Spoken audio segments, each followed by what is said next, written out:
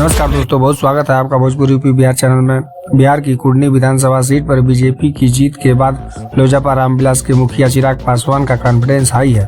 लोजपा रामविलास के नेता इसे चिराग पासवान की मेहनत का परिणाम बता रहे हैं। चिराग की एनडीए में वापसी जल्द होने वाली है। माना जा रहा है कि एनडीए में वापस आने के बाद चिराग का गठबंधन में और कद बढ़ सकता है। आधिकारिक तौर पर एनडीए में नहीं रहते हुए भी चिराग ने कुर्नी में बीजेपी प्रत्याशी केदारनाथ गुप्ता के समर्थन में प्रचार किया। लोजपा रामविलास के प्रवक्ता राजेश भट्ट ने कुर्नी उपचुनाव में बीजेपी की जीत को चिराग फैक्टर का असर बताया। उन्होंने कहा कि चिराग पासवान की लोकप्रियता और पार्टी के बिहारी फर्स्ट के विजन को लोगों की आस्था बढ़ रही है। उपचुनाव का नतीजा इसका संकेत है। आने वाले समय में चिराग प्रदेश की दिशा और दशा तय करेंगे।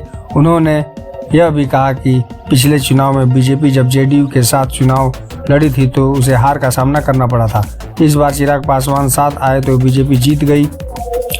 चिराग पासवान अगर एनडीए में वापसी करते हैं तो आगामी लोकसभा और विधानसभा चुनाव में बीजेपी को फायदा हो सकता है। चिराग पासवान एक दलित युवा चेहरा है। एनडीए में अलग होने के बाद भी वो समय समय पर बीजेपी के प्रति अपनी वफादारी जताने से नहीं चूकते हैं। यही कारण है कि 2020 के विधानसभा चुनाव में उन्होंने बीजेपी के सामने अपनी पार्टी के प्रत्याशी नहीं खड़े किए थे। इस साल हुए उपचुनाव में बीजेपी का प्रचार भी किया है।